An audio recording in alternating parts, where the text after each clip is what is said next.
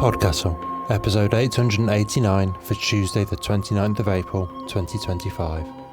The O'Brien and Palmer Show by L.S. Johnson, part 1 of 2, read by Nicola Chapman, Peter Seaton Clark and Matt Dovey, and produced by Eric Valdez. Rated PG-13, with a content note for era-specific homophobia.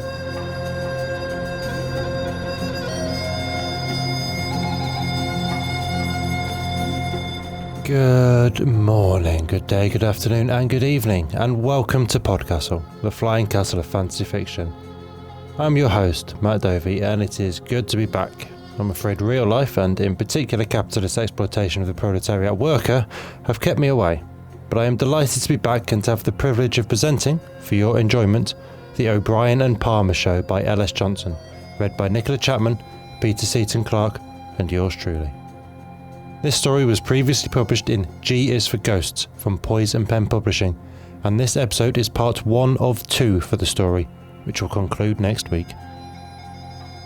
Before we get into it, I ought to take the opportunity to formally and properly introduce someone important to you all. If you listened to episode 886 earlier this month, Hui the Archer Fights the Sun, you'll have heard Shingai announcing that they're moving on from our castle ramparts after 4 years to lead the charge on the relaunched, again, fantasy magazine. And that in their place, Renini Kamemiya would be joining Eleanor as co-editor to fly us forward to horizons new. We ought to make proper introductions though, right? So please allow me to tell you that Renini Kamemiya is a writer, a visual artist and archive maker born and raised in Nairobi, Kenya. Their artistic practice is a research and process-based exploration of the idea of the sensorium.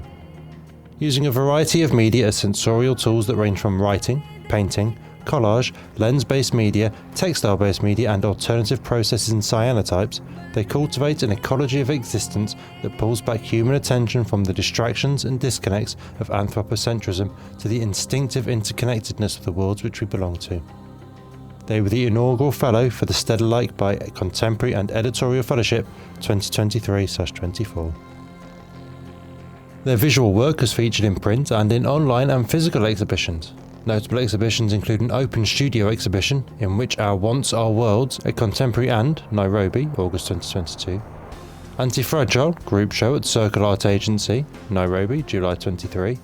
And Reverbing Ontologies on Margins, group show in Umeå, Sweden, June 24. As a writer, their fiction is speculative with a science fiction leaning, while their work in non-fiction is critical art writing that responds to culture productions such as art, films and books. Their short story, Sunset Blues, has been translated into Italian and Japanese and featured in the Futuri Unity d'Africa anthology from Future Fiction and Crystal Prism Queer SF anthology. It is a delight and a pleasure to have you on board with us, Benini. We fly highest when we fly together. On which note, let me also mention that we have 2 new associate editors toiling away in the Slushmons and archives, Balawan Conte and Tanya Barry. Welcome one, welcome all. Your author today, L.S. Johnson, writes about the past to better understand the present, and about monsters to better understand ourselves.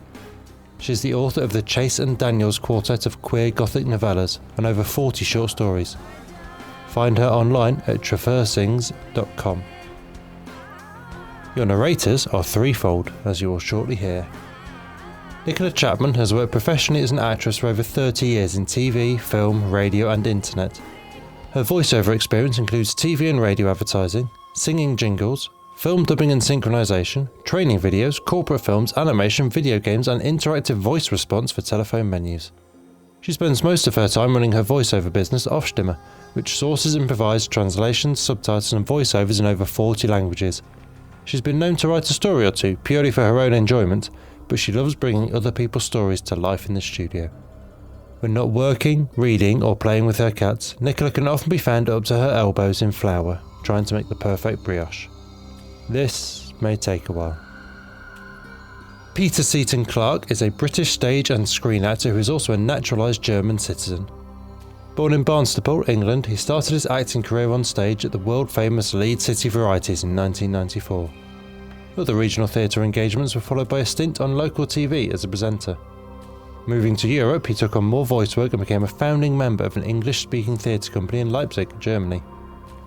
He is known for Uncharted, directed by Ruben Fleischer, the award-winning short film Swiped, in which he starred and produced, as well as Coronation Street in the UK, Gute Zeiten, Schlechte Zeiten in Germany, and the Russian films Champion Mera and Diversant 4. His upcoming TV projects include the international production Concordia. Matt Dovey remains, for better or for worse, me, and I assure you no one suffers that fact quite like I do. I have told you far more about myself in the past 3.5 years than a simple bio could ever encapsulate, but nevertheless, if your curiosity remains unsatiated, there's stories and bios and even, very occasionally, blog posts at mattdovey.com. And now pay attention, for our tale is about to begin, and it is not like you remember it from before it went away. A good afternoon to you here on Escape Artists Broadcasting Company Channel 3. This evening, all is not what it seems on Dinner with a Dragon, but up next on EABC3 is part 1 of the O'Brien and Palmer Show, written by L.S. Johnson, narrated by Nicola Chapman, and featuring the voice talents of Peter Seton Clark as Mr. Palmer and Matt Dovey as the interviewer. We take you now to the EABC studios for this presentation of the O'Brien and Palmer Show.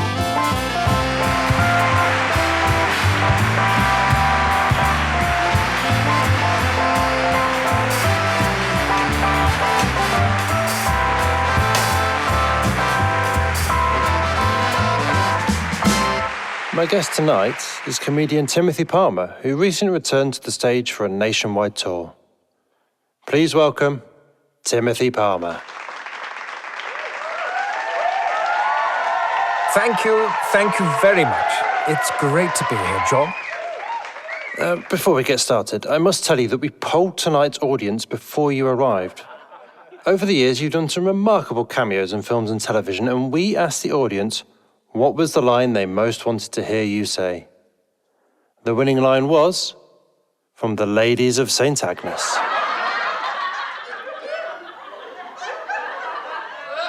My God, I'm funny and I haven't even said anything. It's every comedian's dream. Well, I'm off. You can put my fee in the mail. This is the line in question. Ladies and gentlemen, Timothy Palmer, from his memorable cameo in The Ladies of St. Agnes. They never taught us this in Sunday school.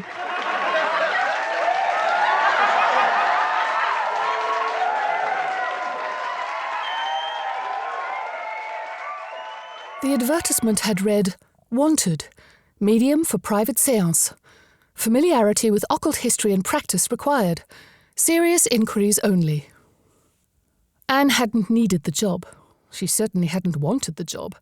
Private séances usually started creepy and ended worse. There were plenty of small circles a person could join that would come to your house if necessary. Private was the last resort for those who were too emotional or demanding, or it was a lure put out by men with very particular fetishes. The last time Anne had done a private séance, she'd been trapped for hours in a stuffy, pitch-dark living room while the client verbally abused his dead wife. Anne had desperately wanted to sever the link, but she'd been terrified the man would turn his rage on her. When she'd finally been released, she felt physically and emotionally beaten. It had taken her weeks to recover. Yet, the advertisement would not let her be. When she knocked the newspaper off the table, it fell open to that page. When she went to run her errands, the grocer was reading that selfsame page. The butcher wrapped her Sunday meat in the page, and she found herself staring at the ad as she ate a cone of chips for lunch. When she finally boarded the bus for home and found a newspaper in her favourite upper-level seat, neatly folded to show the exact quadrant with the ad in it, she threw up her hands and admitted defeat. The man's voice on the phone was pleasant, at least, and oddly familiar. The address he gave was a posh neighbourhood, the kind of neighbourhood that would probably call the police if a woman screamed, if for no other reason than to restore its tranquility. And the fee he suggested was more than generous, so perhaps for once the spirits were doing Anne a favour. That favours usually came with caveats she didn't let herself dwell on. The advertisement may have chosen her. Still, Anne prepared for the worst. She wore her best wool suit and her red felt cloche subtly embroidered with symbols of protection, which she believed made her look professional with just a touch of the bohemian. Others wore turbans and muumuus and silver-painted amulets, selling theatrics first and foremost. She had found the money better, if more intermittent, by presenting herself as a kind of spiritual consultant. Certainly it reduced the groping, and if all else failed, she had brass knuckles in her purse that she had bought out of that last disastrous séance. The street wasn't far from the bus stop. It was a neighbourhood of new houses made to look old, brick semi-detached cottages with mock Tudor details and the latest double glazing. Many of the houses backed onto a nature reserve. Not a single car was parked on the street. The walk to the front door was lined with perfectly manicured rose bushes in elegant shades of cream and yellow. Not a usual sort of client, but it took all kinds. She had worn her suit and her hat, and she felt prepared for anything. And then she was completely, utterly thrown when the door opened, because she recognised her client. Timothy Palmer was a staple of variety shows and comedy films, always playing a kind of prissy upper-class Englishman shocked by today's sex-crazed youth and their loud music. In his green cardigan and yellow button-down, framed by the rose bushes, he seemed to have stepped right out of a film. For a moment she wondered if it were all a set-up, perhaps a gag for television. "Miss Anne Wood?" He shook her hand. "I'm Timothy Palmer. We spoke on the telephone." "Mr. Palmer," she said, "I thought your voice sounded familiar. My mother is a great fan of yours." He blushed slightly. It made him seem a boy for a moment. "She's too kind. Please, come in. Thank you so much for coming." She was shown into a sitting room that was as tidy as its owner. Everything was in matching sets. The sofa and the two wing chairs, the sideboard and end tables and coffee table, the table lamps and floor lamp, all in solid wood with little ornament. Good value for money. She remembered her own mother browsing catalogues when things finally started getting better. He showed her to the sofa, and it was only as she sat down that she noticed the shadow in front of the sideboard, a greyish haze at odds with the sunny room, like a human-sized smudge in the air. She could see through it, yet it had presence. She realised she'd been expecting a second person in the room, so strong was its energy. As she studied it, the smudge flickered and shifted, almost as if it was angling its head to regard her in turn. "My God," Mr. Palmer said. "You can see him." Anne jumped. "See who?" she said. But there was an edge to her voice. Stupid to be so obvious. "Why, Harry, of course." He sat down beside her on the sofa, his expression hopeful. "You do see him, don't you?" "Give her a moment, Tim." She jumped again, nearly squeaking in fright. As distinct as a person, clearly male, clearly a little amused. Her arms broke out in gooseflesh. She'd never dealt with anything so present before. "Mr. Palmer, I think there's been a mistake," she said, starting to rise. I can't help you." "Oh, please, don't go." He caught at her arm impulsively. "Whatever you're thinking, that's not it, I promise you. Please, don't leave." Anne lowered her voice, trying not to look at the shadow. "Mr. Palmer, you don't need a medium, you need a priest. I cannot—" "But we don't want an exorcism," he interrupted, while at the same time the voice said, "We bloody well do not need a priest. There's no telling what they'd do." "I don't want him to leave," Mr. Palmer continued. "I brought him here in the first place, and I don't need you to speak to him for me. I can hear him just fine. I can see him perfectly, just as he was, only we had an idea, and we wanted an expert opinion." He took a breath, and a wan smile curled his lips. "You may not be aware of this, Miss Wood, but there are an astonishing number of charlatans in your profession." Anne stared at him, then looked pointedly at the hand still clutching her arm. With a murmured apology, he let go, and then just sat there, looking at her with a kind of pained hope, like she was his last chance. Perhaps she was. Timothy Palmer and his astonishing ghost, she could see it on a marquee. "How about you two have a nice cup of tea? Just one cup, Miss Wood. What do you say? Mr. Palmer's face lit up. Oh, that's a splendid idea. What do you say, Miss Wood?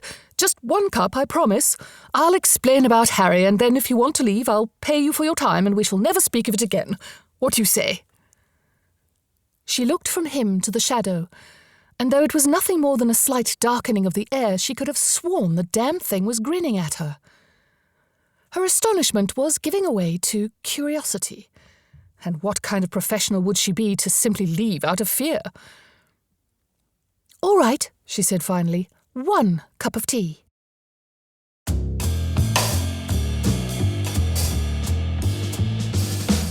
So why did you step away these past few years? You were in the middle of an enviable career. Sold-out shows, regular film work. Well, any career has demands, John, sometimes exhausting ones. And I'm an Englishman. I wanted some time to work on my roses. I grew prize-winning melons. Behave, you lot. I haven't yet told you about the courgettes. But now you've returned. And better than ever, they say. I don't know about better, but a little different, certainly. Everything changes a man, John. Life changes a man. Melons can really change a man. If we didn't have change, beautiful, even terrible change, we'd have nothing to laugh about. Anne prided herself on her professionalism.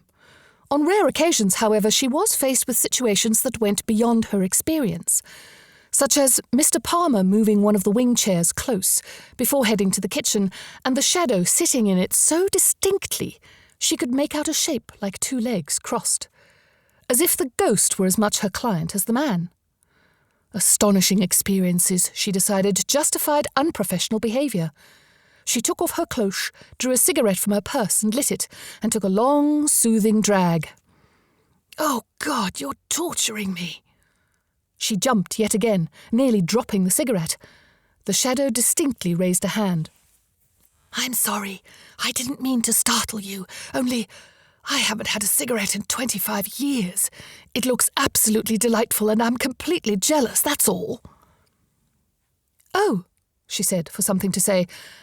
"I can put it out if you prefer." Goodness, no, it's marvellous to watch. You're marvellous. None of the others saw me at all, and the few that heard me ran screaming. If anyone can do this, you can. "Don't pressure her." Mr. Palmer appeared with a tea tray. He set it on the coffee table and placed an ashtray beside it. "We agreed that we would in no way pressure anyone." Of course not. Do forgive me, Miss Wood. Anne decided to ignore that. "Mr. Palmer," she said, "what exactly do you want me to do?" He opened one of the sideboard doors and drew forth a stack of neatly folded clothes, a worn teddy bear and some letters bound with ribbons. "These are Harry's things," he explained. "We were never sure how all this worked, so we thought to keep everything together in a safe place. My housekeeper knows not to touch them." He added a framed photograph from the mantelpiece and placed the armful of items beside her, then sat at the far end of the sofa and began pouring out the tea. "That's Harry and I, just before he enlisted." Anne took another drag, then examined the items one by one. The clothes and the teddy bear smelled of recent washing, but she felt nothing from them. The letters tingled faintly beneath her fingertips. The photograph, however, felt warm, almost electric, as if it were silently buzzing. It showed a seaside boardwalk at dusk, nearly empty, which was perhaps why the 2 men, though barely such, she guessed late teens for both, had twined so close. Mr. Palmer was visibly blushing.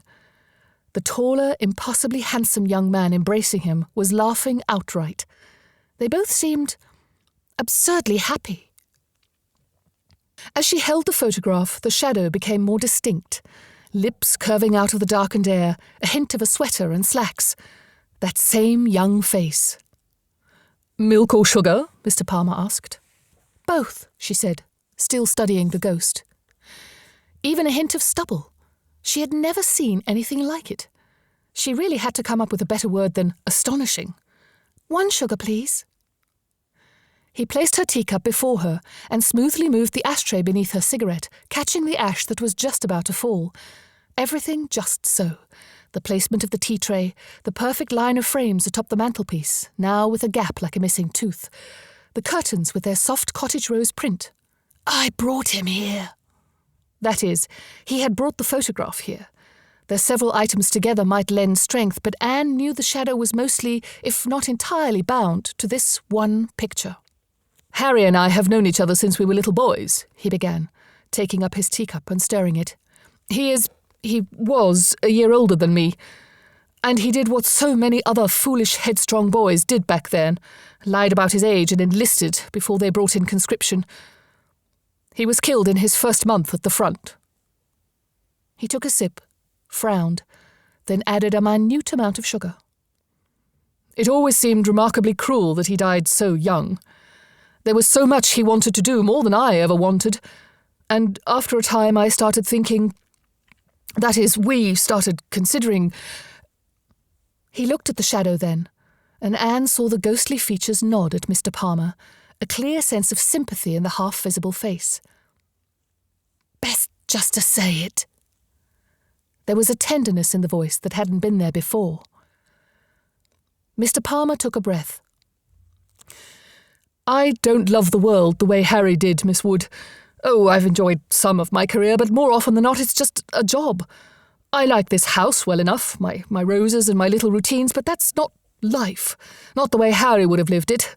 And then it struck me, what if we could switch places?" Anne had laid the photo in her lap and reached for her teacup. She nearly dropped it. "Pardon?" she squeaked. "What if I could be the ghost and he could have my body?" Mr. Palmer asked earnestly.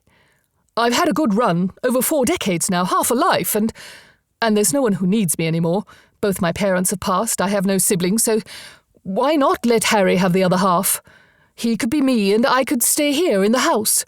He'd get a second chance." "For the record," the shadow said, "I was vehemently opposed to this idea at first, and I'm still not completely on board, as it were." "But it makes perfect sense," Mr. Palmer pressed. "I've watched you when the travel programs are on. You would be right there if you could, sailing the Nile or climbing Kilimanjaro." "Not without you." The 3 words were stated with astonishing force for a disembodied voice. Mr. Palmer blushed to his roots. Slowly, Anne took a sip of tea, then reached for her cigarette, only to find it had burned down. A beautiful, terrible understanding was forming in her mind. Oh, favours always came with caveats, didn't they? "Mr. Palmer," she said carefully, "you do realise you're asking me to murder you?" "What? Oh, my goodness, no, that's not it at all." Now he was blushing and upset. She could see his eyes starting to well. "I mean, Harry is right here, alive in his own way. I thought at first I was going mad, but so many others have seen him and heard him. Even the postman asked me about the young man in the window one day." He put the teacup down, then picked up a napkin, then put that down again. "We're just changing places. It's like loaning someone a car. You'd do it without a second thought, wouldn't you? If you had nowhere to be, if you didn't mind being home for a while. I don't mind being home, Miss Wood, and Harry could have a second chance." "Bloody hell, Tim." The shadow's voice was thick with emotion. "It's a little more than loaning a car." "I know that," Mr. Palmer said wretchedly. "Only I don't know how to make her see it as we do." Anne took another sip of her cooling tea. It was dangerous, stupid, preposterous, possibly even deadly, but not impossible. Whether or not it was right, however, was another matter entirely. "Tell me," she said, putting the teacup and saucer aside, "how long were you lovers for?" "Oh!" Mr. Palmer gasped, while the shadow, while Harry replied calmly, "I left for the front soon after our 3-year anniversary, but as Tim said, we've known each other nearly all our lives." "And it's just been the 2 of you?" She couldn't quite believe it. That would mean years, decades, without any kind of physical affection. Though even as she asked, she was remembering the articles about Timothy Palmer, plenty of rumours about secret trysts and on-set romances, but never any proof. He had brought his mother to award shows and premieres until she passed. Mr. Palmer was blushing furiously now, but his gaze was steady as he said, "There was never anyone else. Not for me." And at the same time, Harry said, "It was one and done, Miss Wood." And it was then that Anne realised she would like a second cup of tea. There is a lot more about the war in your current material. Why is that? Well, I'm just worried that we're forgetting about it. It wasn't that long ago, was it? And I'm not trying to tell young people they're wrong for not dwelling on it. It's not, I went to school uphill both ways. I just don't want to see it forgotten. We lost so many good people. We changed as a nation. We should know this. We should teach our children this. Even though you don't have any children of your own? I think of all of you as my children. Now, keep calm, carry on, and put on clean knickers before you leave the house. After she had left Mr. Palmer's, Anne had started for home, then changed her mind and went to Gloria's instead. She wanted to see just how possible it was. Perhaps the risk would be too great. Perhaps the decision would be made for her. Perhaps, at least, she could put into words exactly what it was she was afraid of. Though she knew Mr. Palmer's situation was nothing like that last hellish séance, she could not stop thinking about that trapped, abused spirit. That perhaps what was impossible wasn't the swap itself, but that two people would give up both physical pleasure and spiritual ascension to spend a lifetime simply conversing. When Anne had arrived at Gloria's tiny row house, the front door was, unsurprisingly, already open. Gloria was a palmist by trade, but she was also a good prognosticator, and she ran a lucrative side business casting spells for politicians. The one visible investment of her substantial income was her library, which was one of the best in the country. It filled the back room of her house floor to ceiling, was off limits to anyone but chosen fellow practitioners, and was the only room she dusted regularly. Now, watching Anne peruse one of the books, she opened a window and lit a cigarette. Gloria was a portly, middle-aged woman, an enthusiast of floral turbans and what she called woo-woo. She claimed it made the punters pay more. "I don't trust him," she said, blowing smoke as if to punctuate her words. "Which one?" Anne asked, not looking up. She took the pad and pencil that had been waiting for her. Not just a good prognosticator, an excellent one, and made a notation. "The ghost, of course. All ghosts are selfish. They've already dodged moving on, then they spend all their time trying to connive their way back among us." Anne looked at her. It was her own fears, though from a different angle. She was certain of Mr. Palmer's intention, but not Harry's. She didn't even know his last name. "My client trusts him," she said carefully. "He doesn't want to live in this world anymore, and he wants to give his body to his childhood friend who died too young. It makes more sense than just wasting a body with some good years left." "Suicide is a sin," Gloria pointed out. "I'm not sure this would be categorised as suicide," Anne said, looking back down at her book. "Is he—" Gloria trailed off. When Anne looked up again, she'd bent her wrist at an affected angle. "You know." "Gloria, what does that have to do with anything?" "Besides being a crime?" She took another drag on her cigarette. "Those sort are prone to hysterics. It makes them more vulnerable." "More vulnerable to what?" Anne asked, despite herself. "To the ghost," Gloria said, clearly exasperated now. Ash fell on the table and she brushed it to the ground impatiently. "It's clear as day. This spirit wants in, and it spun your client a pretty tale. I'm your long-lost chum. I died before me time. Woe is me. It's driven him to this, I guarantee it. No healthy man in his right mind wants to top himself." "Clearly we haven't been talking to the same spirits," Anne said. Gloria pursed her lips at this, but her gaze remained fixed on Anne, and inwardly Anne sighed. Worse than her mother sometimes. Still, she had 3 pages of notes now. It was definitely possible, though not easy. The circle would have to be stronger than she'd created in some time, and then it could take hours to meticulously guide Mr. Palmer out and Harry in, all while keeping the body alive and both spirits bounded. But it wasn't beyond her. Though, really, that had never been in doubt, had it? That damned advertisement had told her as much. What would happen after When Harry was back in the world and Mr. Palmer was just a shadow in his neat sitting room, that was far less certain. She had a sudden, distinct vision of young Harry throwing the photograph onto a fire while Mr. Palmer's shadow screamed, and her stomach clenched. "We'll see," she finally said to Gloria's smoke-ringed stare. "I'll ask him again away from the house where he can't be influenced." She hesitated. How to get Gloria to drop it? "The money is really good, though." At the word money, Gloria relaxed. "Well, at least you got your priorities right," she said approvingly. "After all, if the daft man wants to pay a fortune to watch someone else ponce around in his body, who are we to get between him and his fantasies?" She jabbed her cigarette at Anne.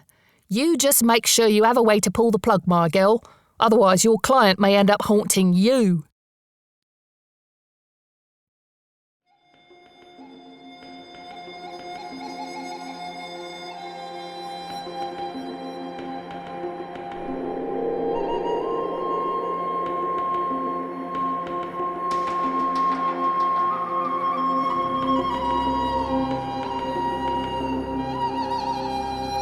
And welcome back.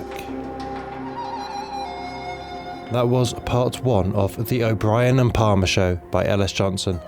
And if you enjoyed it so far, then we will see you next week for the conclusion, which will make you laugh and cry such bittersweet tears. Oh, it will. I'll catch you then.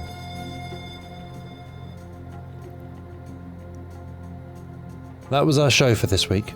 On behalf of everyone at PodCastle, your co-editors were Nini Kamamia and Eleanor R. Wood, assistant editor Caitlin Zavanovich, audio engineers Devon Martin and Eric Valdez, and our many wonderful first readers, Andrew Cahoe, Balawan Conte, Craig Jackson, Amalia Harrington, Julia Patt, Kieran Corsini, Tania Barry, Tarvanova, Tierney Bailey, Zeev Witties, and myself, Matt Dovey. Thank you for letting us share another story with you. The legal bit. PodCastle is part of the Escape Artists Foundation, a 501c3 non-profit, and this episode is distributed under the Creative Commons Attribution Non-Commercial No Derivatives 4.0 International License.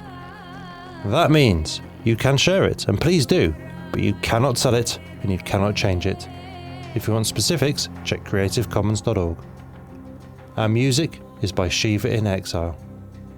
Everything we do on PodCastle is 100% donor funded, and if you'd like to support what we and the rest of EA do, please join us on our Patreon at patreon.com/EApodcasts. Prefer another method? There's details for supporting us via Twitch, Amazon Prime, Ko-fi and PayPal on escapeartist.net. We'll be back next Tuesday with another fantastic tale. In the meantime, you might get to check our sister podcasts, Escape Pod for science fiction, Pseudopod for horror, Cast of Wonders for YA speculative fiction, and Cat's Cast for speculative cat stories. If your heart belongs to us though, we'll see you next week. Be safe and be kind.